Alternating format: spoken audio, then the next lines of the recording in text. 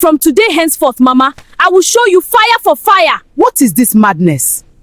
This sound was a storm. Villagers poured in, drawn by the cries of Madam High Tension, their eyes wide with shock and curiosity. Mothers clutched their children, young men whispered to each other, and elders shook their heads at the chaos. Esther stood silently, her heart pounding, watching the scene unfold. She had expected anger from her mother-in-law, but she hadn't expected a public spectacle. Her hands trembled slightly, but her spine stayed straight. This time, she would not bow. Frank rushed to the center of the chaos, shielding Esther with his body. "Mama! Stop this madness," he shouted, his voice firm but strained. "Enough." His mother threw herself into a chair, sobbing, but still glaring at Esther. "This girl. She is calling me a murderer. She is destroying my house, my son, my everything." Frank turned to the villagers. "Please, everyone, hear me. My wife has not done anything wrong. What you hear is lies and cruelty from someone who refuses to see love. I am her husband, and I will speak for her." A few villagers murmured in agreement. A few others looked uneasy, unsure where to stand. Esther stepped forward, her voice calm but cutting through the noise. "I have come to this house with respect," she said clearly. "I have tried to live peacefully. I have tried to endure insult and violence. But I will never allow my family, my husband, or myself to be dragged into madness. If love is here, let it protect us. If respect is here, let it guide us. And if it is not, then know this, I will not stand silently ever again." The words shocked the villagers. Some gasped, others whispered nervously to each other. Madam High Tension's eyes widened in fury. "You insolent child! Do you dare speak to me like this?" "Yes, Mama," Esther replied, her tone unwavering. "I dare. Because I am not afraid anymore. And neither should my husband be." Frank stepped closer to Esther, holding her hand firmly. "I love you, and I will not allow anyone, even my mother, to hurt you again. This house, this family, our marriage, it starts today, on my terms, with respect and love." The compound fell silent. Even the wind seemed to hold its breath. For a moment, it seemed like a miracle, Madam High Tension's anger wavered. But then, a slow, dark smile crept across her face. "You think this ends here," she hissed. "You think speaking loudly in front of everyone will save you? No, girl. I will make sure every day of your life here is misery. You will see, the tree cannot grow strong while the thorn bush exists." Esther looked at her, calm, unshaken. "Then I will keep growing. And the bush will only make me stronger." The villagers looked on, some in awe, some in fear, all realizing that the balance in the household had shifted. Esther was no longer a victim, she was a force. And the war had truly begun. Frank squeezed her hand. "Come," he said softly. "Let's go inside. You need to eat, and we need strength. Today is only the beginning." Esther nodded, glancing at Madam High Tension, whose face was twisted with fury and disbelief. This thing called marriage, she thought, is not just about love. It is about endurance, courage, and learning when to fight. And with that, she stepped into the house, knowing that from this day forward, nothing would ever be the same. To be continued. Get up, you lazy girl. Go and cook for my son. Mama, I am your son's wife and not your slave. Don't try this ever again. This thing called marriage, part 32. The house had never felt this quiet. After the villagers dispersed, their whispers still lingered in the air like stubborn smoke that refused to clear. Madam High Tension withdrew into her room, slamming the door behind her, while Frank and Esther sat in their hut, facing each other in heavy silence. Esther finally spoke, her voice low and tired. "I didn't plan for things to get that far. I couldn't keep quiet anymore. Frank nodded slowly. I know. And maybe the mistake was thinking silence would fix everything. That night, sleep came in fragments. Esther lay awake, staring at the roof, feeling as though she had just crossed a dangerous bridge. In her heart, she believed the worst was over. She had faced her fears. She had spoken her truth. She had survived. What she didn't know was this: sometimes, standing up doesn't end a battle, it awakens a darker one. Deep inside Madame High Tension, something shifted. The tears she shed earlier were not born of regret, they were seeds of bitterness. Esther's words had not humbled her, they had stirred a greater evil. Very early the next morning, Madame High Tension rose quietly. Without alerting anyone, she wrapped her cloth tightly around herself and left the compound, heading toward the elders' meeting place. There, she knelt dramatically, weeping and pleading.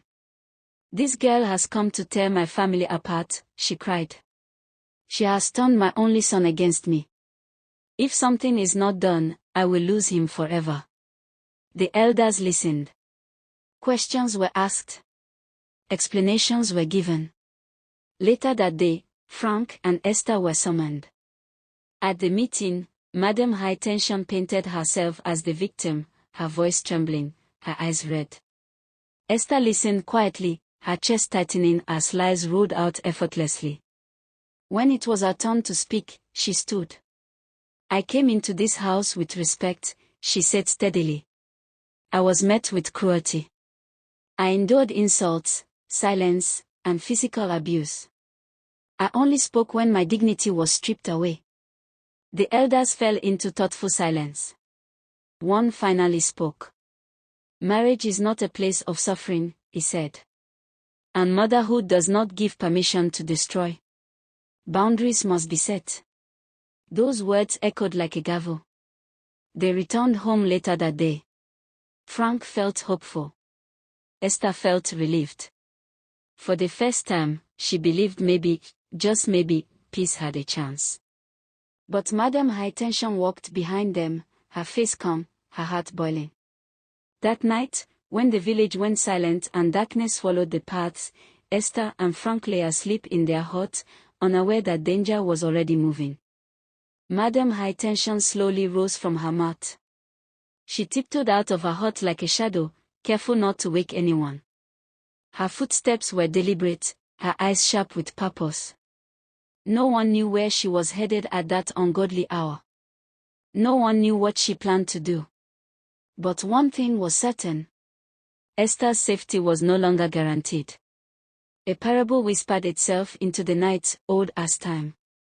When a snake is wounded but not killed, it does not crawl away to die. It retreats into the bush and returns with venom twice as deadly. And somewhere in the darkness, Madame High Tension walked on, toward a path from which there might be no to be continued. Great mothers of the night!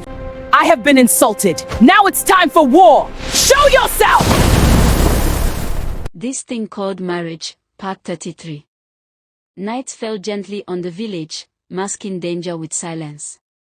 Esther slept beside Frank, her body finally resting after days of fear and tension.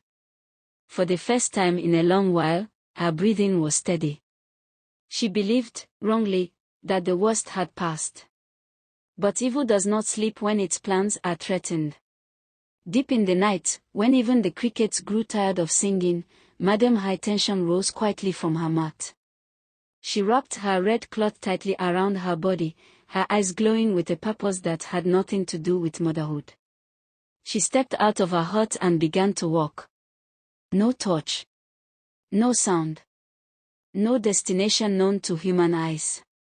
She walked endlessly, past sleeping huts, past the silent stream, past the edge of the village where no sane person dared to go at night. Her feet did not tire. Her breath did not shorten. At last, she stopped before an abandoned hut.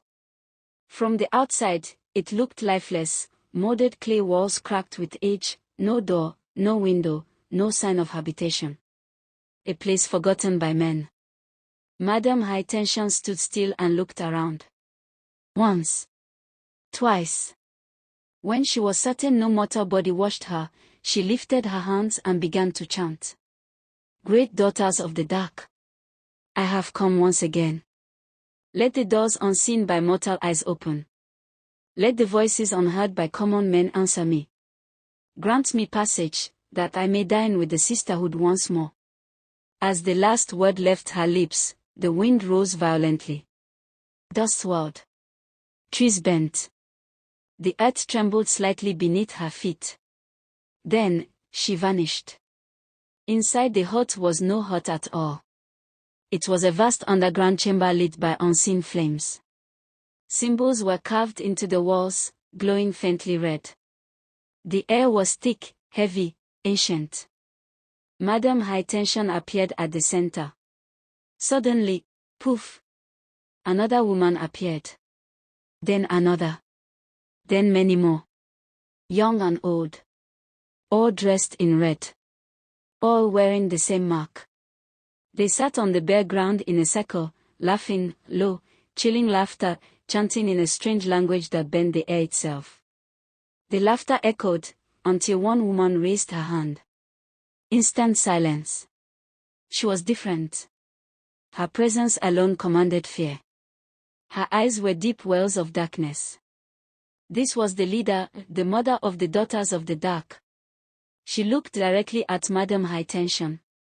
Why have you summoned us so suddenly? She asked, her voice cold and heavy, when this is not our usual meeting day.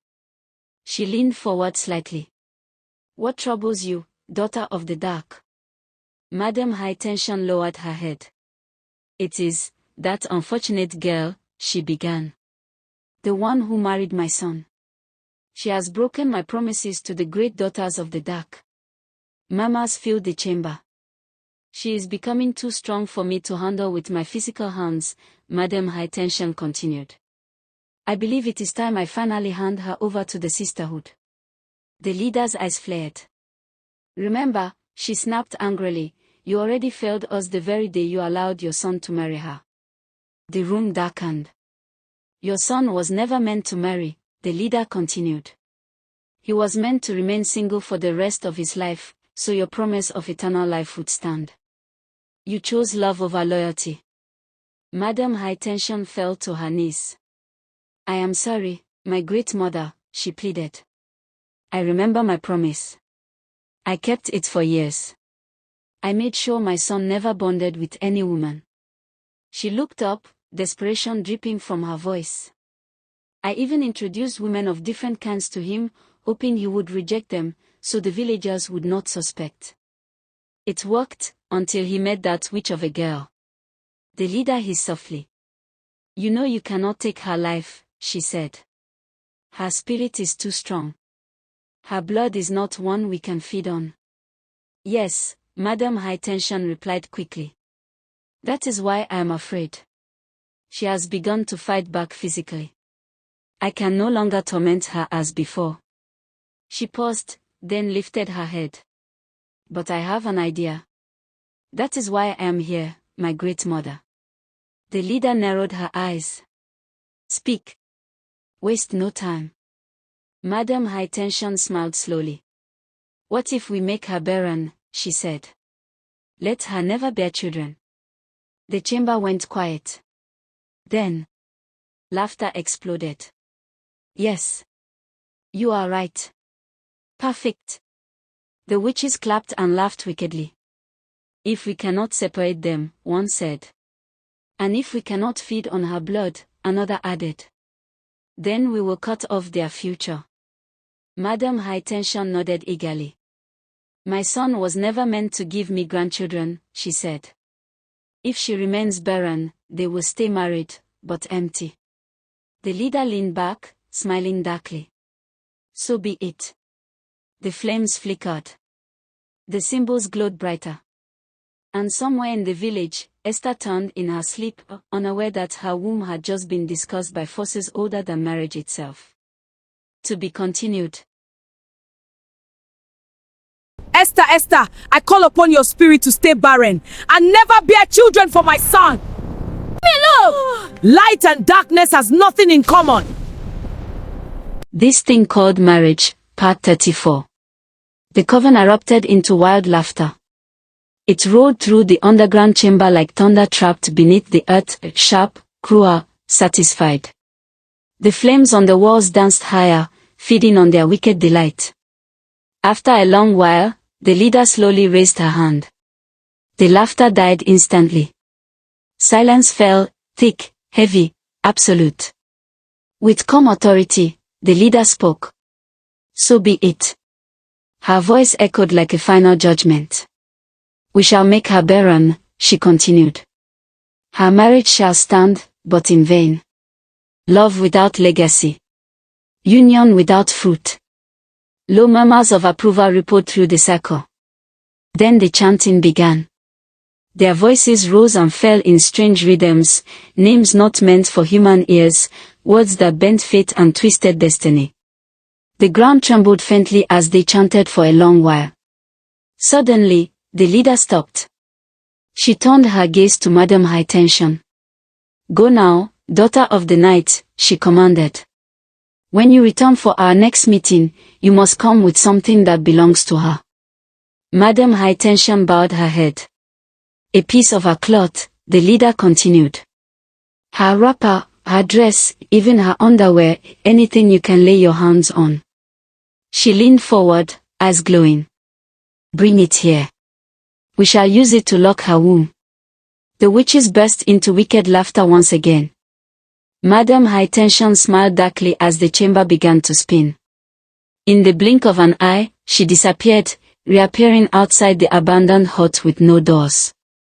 She stood there, beating her chest angrily. Esther! Esther! Esther! Her voice hissed through the night. Now you will know why one does not play with a tiger's tail, she snarled. I am a tigress. I am dangerous. And the battle line has just been drawn.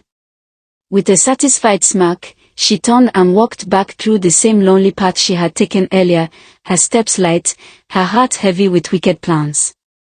Parable. When a snake smiles at you, it is not because it has changed. It is because it has found a better moment to strike. Before dawn, Madam High Tension quietly tiptoed back into her hut. No one noticed. No one suspected. She lay down and slept peacefully, like a woman who had done nothing wrong. The very next morning, as the sun stretched its fingers over the village, Esther rose as usual. She picked up her broom and began sweeping the compound, careful, quiet, determined to avoid trouble. Then she heard footsteps. Good morning, my wife, a voice said sweetly. Esther froze. She turned slowly. It was Madam High Tension. Smiling. Esther's heart skipped. What is happening? She wondered. This woman who has ignored my greetings for over a year, who has never smiled at me once since I married her son. Her mind raced. Could it be that after the elder's advice yesterday, she has finally changed? Has she accepted me at last? Oh God, Esther whispered in her heart. If this is true, thank you. She smiled back. Good morning, Mama, she replied gently. Hope you slept well. Yes, my daughter, Madam High Tension answered warmly. I slept very well. In fact, better than I have slept in a whole year. She stepped closer.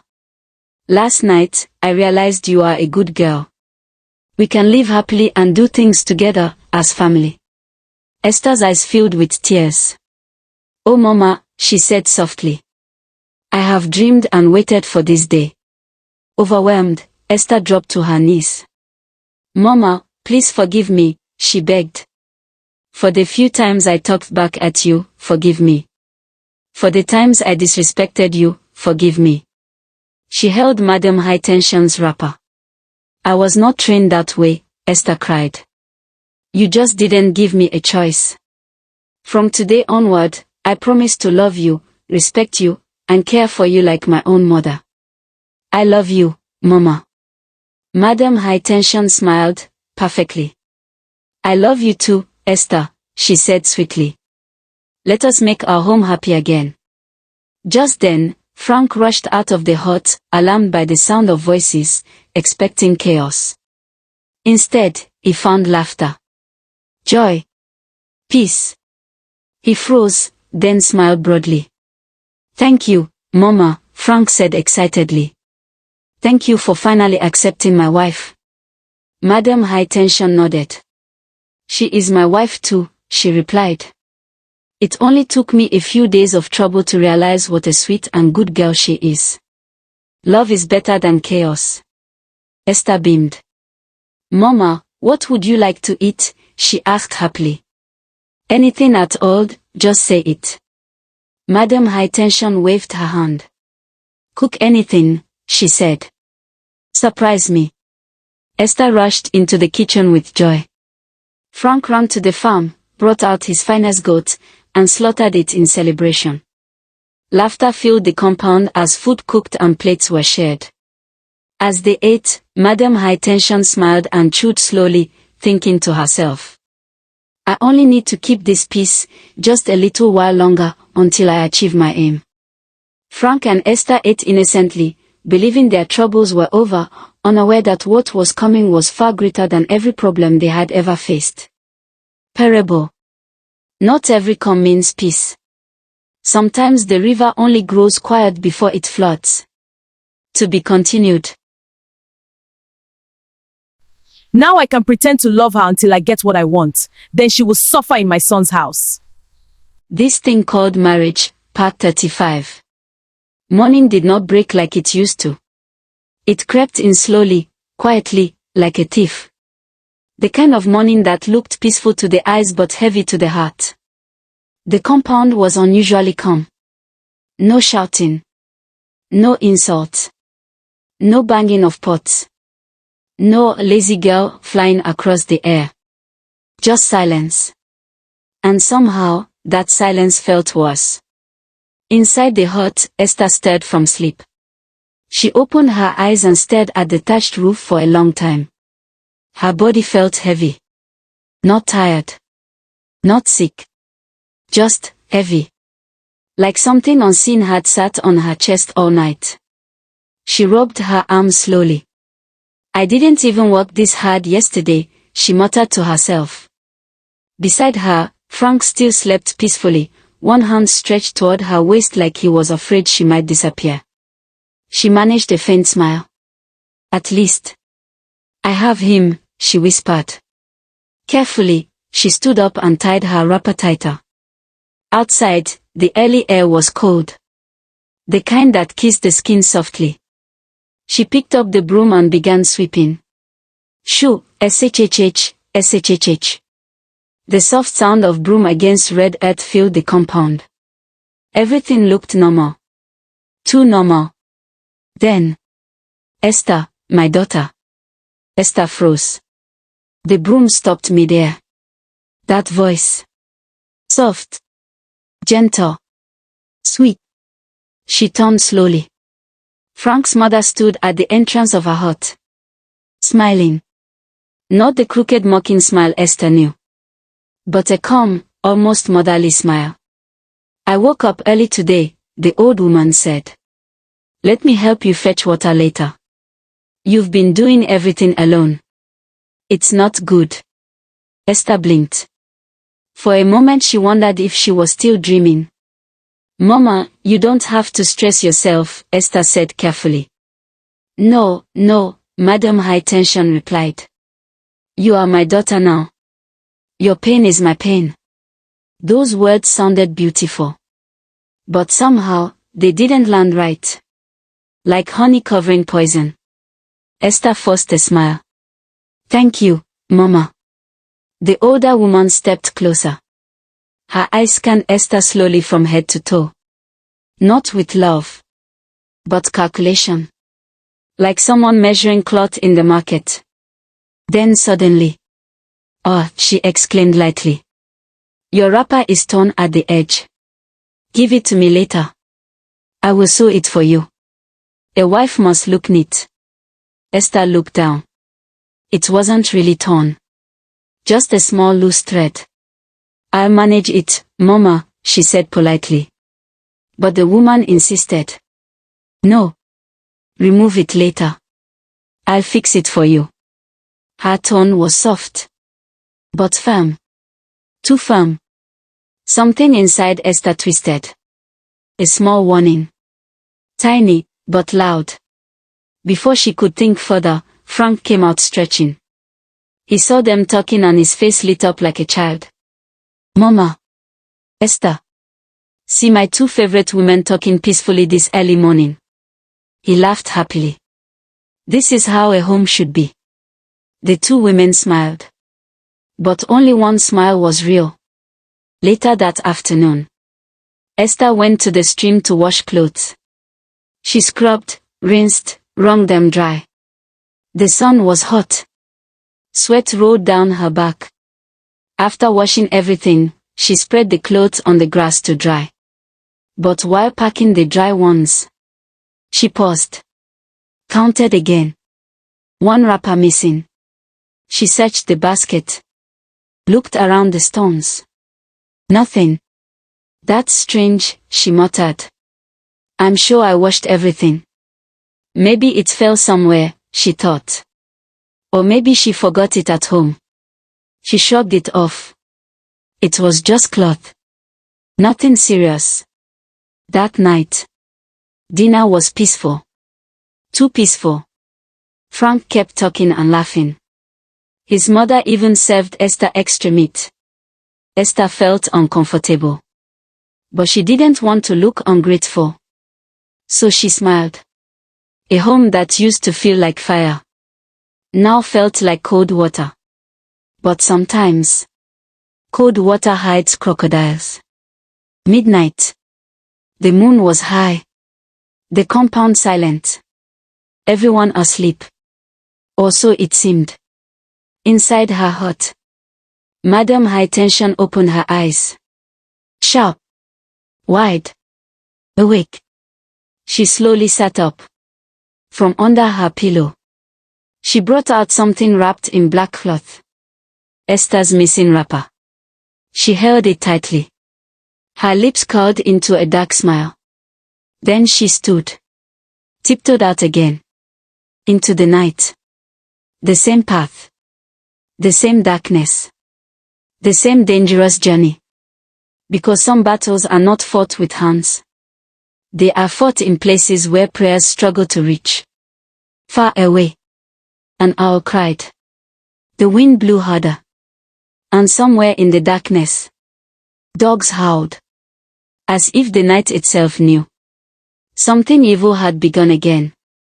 Inside the hut, Esther suddenly turned in her sleep. Her body shook. Her hands clutched her stomach unconsciously. Like something was trying to protect itself. Or something was already under attack. The night grew thicker. Heavier. Darker. And the road Madame High Tension walked this time had no mercy waiting at the end. To be continued. Esther, as I burn these clothes that belong to you, so shall your womb be burned down forever. You shall not bear any children in my son's house. Your womb shall remain closed and unfruitful. This thing called marriage, part 36. Night did not fall gently. It fell like a warning. The moon hung low and pale in the sky, thin like a dying sickle. The wind dragged itself through the trees like something breathing. Even the crickets seemed afraid to sing. Some nights are ordinary. Some nights carry decisions that change destinies. This was one of those nights. Inside her hut, Esther slept beside Frank. Peaceful. Unaware. Her breathing slow and soft. But far away, another woman was awake. Madame High Tension. Her eyes snapped open in the darkness. Sharp. Restless. Waiting. She did not sit up immediately. She listened first. Frank snoring lightly. Esther turning gently in sleep. The entire compound quiet. Then slowly, carefully, she rose.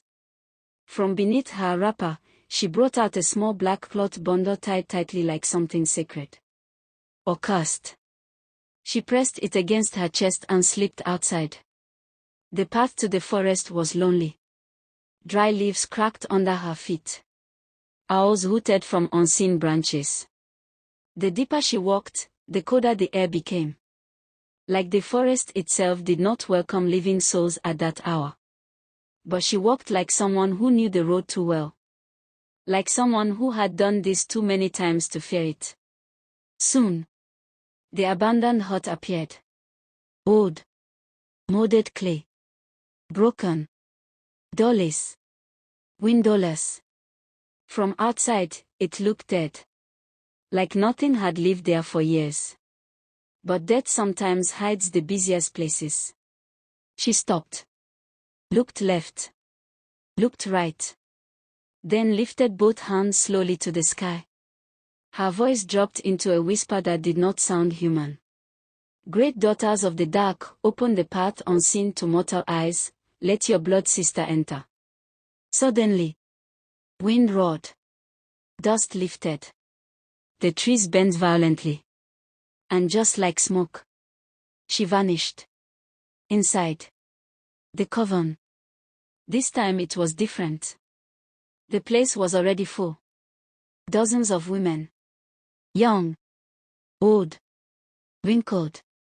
Beautiful. Terrifying. All dressed in red. Sitting in a wide circle. Chanting softly. Their voices low and rhythmic like drums beneath the earth. The moment Madame High Tension appeared, they stopped.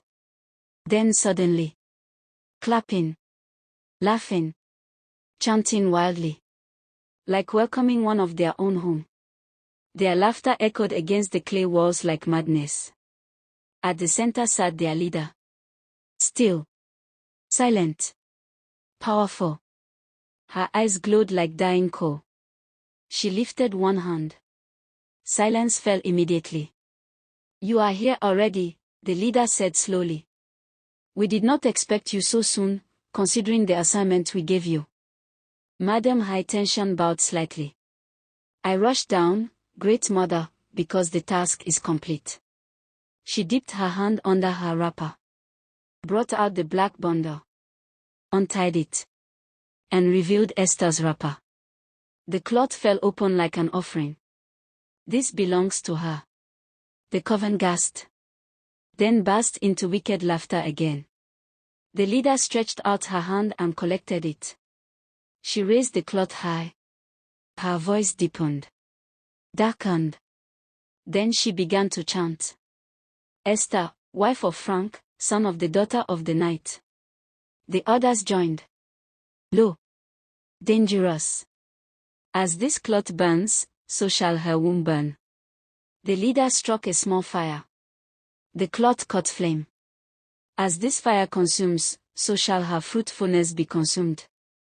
The witches rocked back and forth. What enters her shall not grow. What forms shall scatter. Her womb shall be a desert. A barren ground. A house without children. So shall it be. So shall it be. So shall it be. The cloth burned to ash. Smoke rose. Thick. Black. And somewhere far away, a woman gasped in her sleep. Back at home, Esther began to toss violently. Sweat covered her body. Her fingers clenched the mat.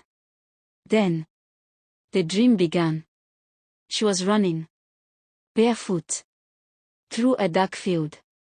Branches scratching her skin. Her heart pounding. Behind her, growling, heavy footsteps. She turned and froze. A dog. Huge. Monstrous. 7 heads. 14 red eyes glowing like fire. Saliva dripping like acid. It roared and charged. She screamed. Help. Frank. Frank. She ran faster. But the beast gained ground. Suddenly, Frank appeared from the bushes. Esther. Stop running, he shouted. Stand your ground. Why can't you help me, she cried. I am your husband. Yes, he shouted back. But some battles are yours alone. If you keep running, it will always chase you. If you turn and face it, it will fear you. The beast roared closer, breathing down her neck. She stumbled, fell. Then, a strange wind blew from the sky. Hot, powerful. It wrapped around her like fire. Something inside her rose. Strength, anger, authority. She stood slowly, turned, faced the monster. Her fear disappeared. Her voice thundered. I am Esther, daughter of the sun and stars. What is bound on earth is bound in heaven. What is loosed on earth is loosed in heaven. You have no power over me. I send you back to the sender by fire and thunder. Return to whoever called you. The beast screamed and leapt straight at her stomach. But she did not move. She waited. Calculated. As it got close, she grabbed the middle head with both hands and tore it apart. Thunder exploded across the sky. Lightning struck. The beast howled. Collapsed. All 7 heads twitching. Dying. The ground shook. Then everything went silent. Esther woke up suddenly, gasping, her hands on her stomach, her heart racing. Beside her, Frank slept peacefully. But outside, the wind howled strangely, like something had just lost a battle. Or something worse, was preparing for the next one. To be continued. I am Esther, the daughter of the sun. I fear no evil. By the power of the ancients, I bind you. This thing called marriage, part 37. As soon as the beast charged at Esther, she did not move. She did not scream. She did not run. For the first time in her life, Esther stood her ground. The 7-headed dog lunged through the air, claws stretched, mouth wide, fire dripping from its tongues. But she waited. Still. Focused. Like a warrior who had already decided the fight would end only one way. The creature leapt straight for her stomach. Esther shifted at the last second, grabbed the thick neck of the middle head and twisted with all her strength. A sickening crack split the air. She tore it apart. Thunder exploded across the sky. Lightning tore through the clouds like spears from heaven. The beast crashed to the ground, rolling, roaring, all 7 heads snapping wildly. But Esther did not retreat. She stepped closer. Her eyes burned with something ancient. Something older than fear. I am the daughter of the sun and the stars, she chanted. I stand before the heavens tonight to test you. I do not know where you came from, but you shall chase me no more. I blind your eyes from my shadow. You will hunt me again and never see me. The beast writhed, weakening. Its growls turning to whimpers. In the old days, the elders used to say, when a hunter keeps running from a masquerade, the masquerade grows taller. But the day the hunter turns and removes his mask, the spirit becomes nothing but ordinary cloth. Esther was no longer running. And the spirit had begun to shrink. Suddenly, the beast twisted violently. Bones cracking. Skin tearing. Its body stretched and reshaped. Fur melted away. Limbs lengthened. Then, it became a woman. Tall. Terrifying. Dressed in red. Hair wild like smoke. Eyes burning like coal. She crawled toward Esther, roaring like an animal. Esther's voice thundered again. Show yourself. Daughter of the night. You who roam in darkness tormenting the innocent. Show yourself before me. I command you. At that same moment. Inside the coven. The witches held hands in a tight circle. Chanting. Faster. Louder. their voices shaking the clay walls. But suddenly, something broke. A loud thud from above. A body dropped from the air and crashed to the ground. It was Madame High Tension. Bleeding. Shaking. Covered in dust and blood. Her wrapper torn. Her breathing ragged. "Mother of the night," she cried. "Help me. My son's wife, she is not ordinary. She almost killed me. I attacked her exactly as instructed, but she saw my real head, she targeted me, she tore me apart." Panic spread through the coven. Murmurs. Fear. Confusion. The leader stood immediately. Her eyes blazing. She began chanting angrily and blew fire into the air. Still holding Esther's cloth. "You failed to weaken her spirit before we completed the ritual," she growled. "But no matter, she is only flesh, we will finish it now." She raised the cloth again. Started chanting. But suddenly, fire burst out of nowhere. The cloth ignited violently in her hands. She screamed and dropped it. Abomination. The flames burned blue. Unnatural. The leader stepped back. Her face darkened. "Why didn't you tell me?" she hissed. "She is already carrying life." Madame High Tension froze. No, that's impossible. She's not pregnant. We live together. I would know. My son would tell me. I am the most important person in his life." The leader laughed coldly. "Foolish woman. Pregnancy does not announce itself with drums. The seed has already entered her. The womb is no longer empty. We cannot burn a womb that already carries fire. If we try, the child will fight back." Madame High Tension collapsed. "So what do I do now?" she cried. "You promised me immortality. You promised I would not die." The leader bent low. "If that child is born, the first cry of that baby will break your covenant. And the moment that cry touches the air, you die." Silence. Deadly. "So listen carefully," the leader whispered. "Stop the child from being born alive. Only then can the covenant stand." Madame High Tension's eyes hardened. Desperate. Dangerous. She limped up immediately and rushed back into the night. Back at the hut, Esther jolted awake. Vomiting violently. Sweat soaked her entire body. Frank jumped up. "Esther. What's wrong? Talk to me." She held her chest. "It felt real, too real, you were there, something chased me." Frank hugged her. "It's just a nightmare, my love." After cleaning up, he added softly. "This vomiting, maybe you should see the herbalist tomorrow. Could be malaria." Esther nodded weakly. Yes, maybe malaria. She had never been pregnant before. How would she know the difference? Slowly she stood. "I need to ease myself. I'm pressed."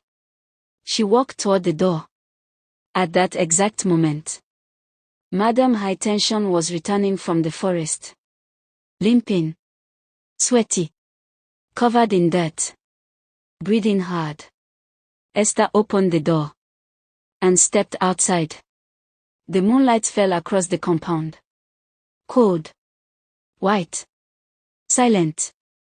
Then, she saw a shadow standing near the entrance. A shape. Bent. Watching. Not moving. Not blinking. Just staring straight at her. Two eyes glowing faintly in the dark. And for a second, Esther could swear. The eyes were not human. To be continued. Marrying my son against my wish! Today you will meet your end! Mama, you have no right over my life simply because I married your son. I send you back to the sender. This thing called marriage, part 38. Night in the village was never truly silent. It only pretended to be. The crickets sang. Palm leaves whispered secrets to the wind. Far away, a tired dog barked once and went quiet again. The moon hung low and pale like an old eye watching everything. Inside the hut, the lantern flame trembled softly. Frank slept. But Esther did not. Sleep had touched her eyes only briefly before the nightmare ripped it away. Her heart still pounded as if she had run miles. Her throat tasted bitter. Her stomach turned again. She slowly sat up on the raffia bed and adjusted her wrapper. "I want to go out and ease myself," she whispered. Frank half opened his eyes. "I will be back in a few minutes." He nodded sleepily. "Be careful." She slipped her feet into her slippers and pushed the wooden door open. The night air rushed against her skin. Cold. Heavy. Still. She stepped out. And then she froze. Someone was walking toward the hut. Limping. Dragging one leg. Slow. Painful. Esther squinted into the darkness. The lantern light from inside barely stretched far enough, but the moon helped. It was Madame High Tension. Bent. Breathing hard. Holding her waist. Immediately, the dream flashed through Esther's mind like lightning. 7 heads. Blood. Roaring. A woman in red. Her chest tightened. "Mama," she shouted. "So it was you." Madame High Tension stopped abruptly. Shock flashed across her face. Just for 1 second. Then, she forced a smile. Sweet. Innocent. As if nothing had ever happened. "Yes, my sweet girl, it's me," she said weakly. "I just came out to pee. I was very pressed." She rubbed her waist dramatically. "You remember this waist pain I've been telling you about? It disturbed me all night. I couldn't even sleep." She laughed softly. "What about you? You also came to pee, ABI. Besides, we ate plenty this evening." Her voice sounded normal. Too normal. Too careful. Esther swallowed. Her mind was confused. "Yes, Mama. I was pressed too." "Go fast and return to your husband," Madame High Tension said quickly. "You two are still young and full of energy. Stay close to yourselves. I'm going back inside already. I finished." She turned immediately. Too fast. Limped into her hut. Shut the door. Esther remained standing there. Watching. Something inside her refused to rest. That deep place in the heart where truth lives. The place that knows before the brain understands. It whispered. "This is not ordinary." After some minutes, Frank stepped out with the lamp. "My love, what are you doing here? And who were you talking to?" "It was Mama," Esther said. "I met her here." She was limping into her hut. She looked weak, tired, like she came from far away. But she said she only came out to pee. Frank laughed softly.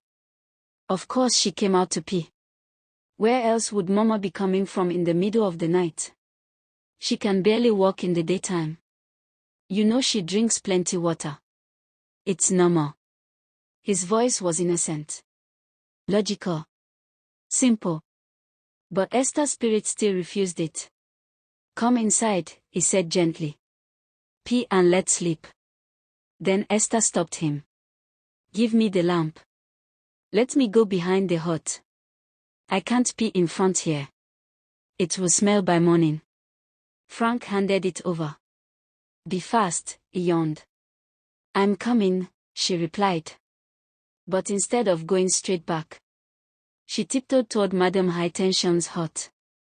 Her heart beating fast. If she truly came to pee, the ground should still be wet. She lifted the lamp lower. Checked the front. Nothing. Dry. She checked the corner. Still dry. No water. No wet sand. Nothing. Her breath caught. Then, something darker caught the light. Drops. Dark. Thick. She bent down. Touched it. Sticky. Fresh. Blood. Esther's fingers trembled. Blood. Where would blood come from? Was Mama injured? If yes, where? How? And why didn't she call for help? Why hide it? Questions piled up like stones. Nothing added up. Nothing. I will find out, she whispered to herself. She finally relieved herself quickly and returned inside. Lay beside Frank. But sleep never returned. Her eyes stared at the roof. The blood. The dream. The beast. The woman. Mama standing outside the same night. It felt too real. Too connected. Too deliberate. The elders used to say, when smoke keeps entering your room every night, do not keep blaming the wind. Somewhere, a fire is burning close to your walls. Esther knew. There was a fire somewhere. And it was close. Very close. Inside her own heart. Madam High Tension paced in panic. Sweating. Shaking. That small witch, she muttered. If I wasn't smart enough tonight, she would have discovered me. What would I have done? She quickly dragged a small wooden box from under her bed. Inside were dried herbs. Black powder. Old cloth. Strange leaves. She sat down and cleaned the deep claw-like wound on her side. The exact place where Esther had attacked the beast in the dream. Blood still oozed out. She winced. That girl is not ordinary. She ground the herbs. Pressed them into the wound. Tied it tight. Murmuring incantations under her breath. Trying to stop the bleeding before morning. Before Esther started asking questions. Before suspicion grew. She had to look normal. Perfect. Untouchable. Because failure was not an option. Not now. Not when her life depended on stopping that child. Back in Esther's heart. Her eyes remained open till dawn. Her heart heavy. Her spirit alert. Something was wrong. And she would not rest until she uncovered it. Somewhere in the darkness between sleep and morning. The rooster crowed once. And Esther knew. This battle was not over. It had only just begun. To be continued. I will make sure you don't give birth to this baby alive over my dead body. Mama, leave my unborn baby alone. I rebuke you. This thing called marriage, part 39. Morning came slowly. Not with birdsong. Not with peace. But with the dull heaviness of a house that had not truly slept. After the terrible battle of the night, the dream that felt more real than flesh, Esther finally drifted into sleep near dawn. Her body was tired. Her eyes swollen. Her spirit restless. Beside her, Frank stirred first. He stretched and sat up, rubbing his eyes. The hut felt unusually quiet. Esther was still fast asleep. He turned. Even his mother's hut was silent. He frowned slightly. Why are they both sleeping like this today? He muttered to himself. Then he shrugged. Well, maybe they're just tired. To him, everything had simple explanations. To him, life was ordinary. He did not know that battles had been fought while he slept. He stood, tied his wrapper firmly, and walked to the small kitchen space. If Esther eats early, she can go for treatment. That vomiting must be malaria, he said casually. Soon, firewood crackled. Smoke curled upward. The smell of pap and yam filled the compound. A husband trying his best. A man innocent of the war around him. When Esther finally woke, the sun was already high. Her body felt weak, like she had carried stones all night. Frank rushed to her. Eat fast, my love. Then go to the herbalist so they can treat you. She smiled softly and obeyed.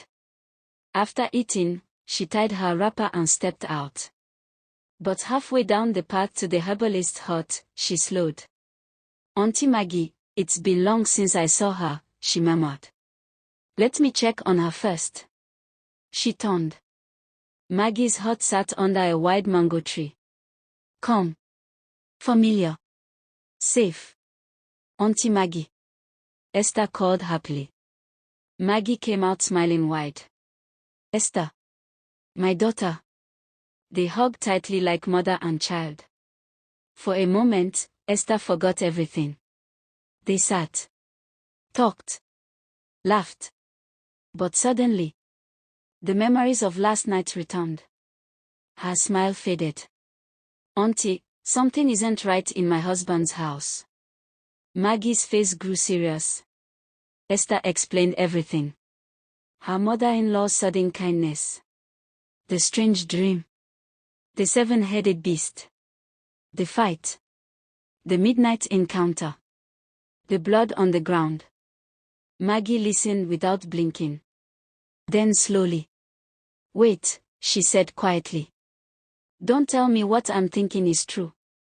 She leaned closer. Esther, bad people smile the most when they want to strike. Esther's heart skipped. Some enemies don't fight from the front. They come close first, so they won't miss. What if she didn't change? What if she only came closer to harm you? The words felt like cold water. But what should I do? Esther asked helplessly. If I reject her kindness, it will cause problems with my husband. Frank loves peace. Maggie nodded. Yes. He is a good man.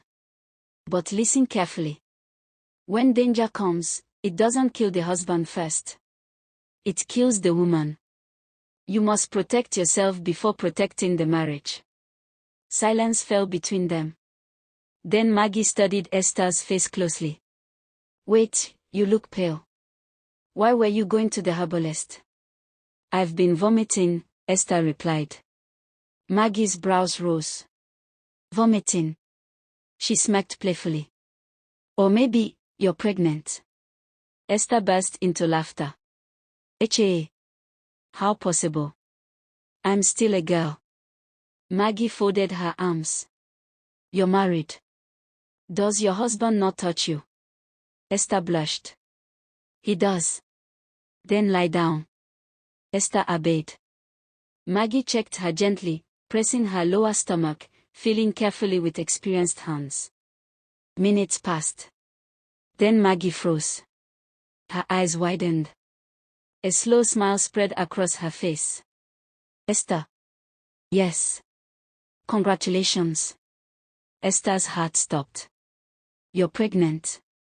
The words echoed. I can feel it clearly. You're more than 2 months gone. Everything went silent. Then tears rushed down Esther's cheeks.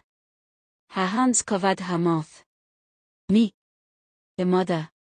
She laughed and cried at the same time. I'm carrying a child. Maggie nodded warmly. Rest more. Drink water. Avoid stress. Esther stood immediately, overwhelmed with joy. I must tell Frank. She rushed off excitedly like a child running home with good news. But Maggie did not smile. She stood there watching Esther disappear down the path. Her chest felt heavy. Something twisted inside her spirit. That girl is in danger, she whispered. I don't know how. I don't know why, but something is not right in that house. She folded her arms tightly. I will start visiting her often. Yes. I must keep my eyes open. Because sometimes, when a goat begins to dance happily on the road, it does not know the butcher is watching from behind the tree. Something was coming. And Esther had no idea. To be continued. Eat, my daughter-in-law, so that my grandchild will be strong and healthy. Thank you, mother. Good. Help! I'm vomiting blood! I told you I will kill that child! This thing called marriage, part 40. Joy has a way of running faster than the legs that carry it. Esther did not even feel the stones on the path as she hurried home that morning. Her feet barely touched the ground. Her heart was light. For the first time in many months, she was not afraid. She was happy. Truly happy. One hand rested protectively on her stomach the entire walk. As though she was already guarding something precious. As though her body already knew it was no longer alone. When she entered the compound, Frank was already outside, seated on a low wooden stool. The moment he saw her, he stood up quickly. "My love. I have been worried about you. You stayed too long. I was already thinking something was wrong. I told myself if I don't see you in a few minutes, I would come looking for you myself." He moved closer, searching her face. "How was it? Did the herbalist give you medicine?" Esther stopped in front of him. For a second, she couldn't speak. Her eyes filled. Her lips trembled. Then she smiled. "No, she didn't give me any medicine." Frank frowned. "Why?" She slowly took his hand and placed it on her stomach. "I won't be needing malaria treatment." Her voice broke. "Frank, we're having a baby." Silence. "I'm pregnant. You're going to be a father." The word stopped. Frank blinked once. Twice. As if his ears had betrayed him. Then suddenly. No, tell me you're joking." His eyes filled instantly. "Oh God." He covered his face. Thank you for this blessing." He pulled her into his chest tightly, almost lifting her off the ground. "You've made me a proud man. I promise you. I will always protect you. You and our child. Always."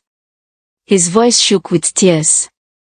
That was the moment Esther knew again why she loved him. Frank quickly brought out a mat and spread it in front of the hut. Sit. You must not stress yourself now." He rushed to serve food like an excited child. He even found her with a tray. They both laughed. Talking endlessly. "Do you want a boy or a girl?" he asked. "A girl first," Esther replied shyly. "No. A boy that looks like me," Frank argued playfully. They teased. They dreamed.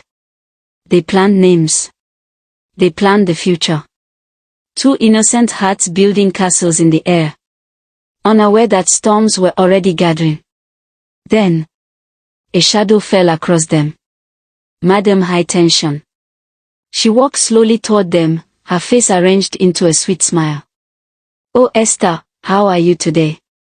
I hope you're fine. Make sure you eat well, because now you're eating for two." Esther froze.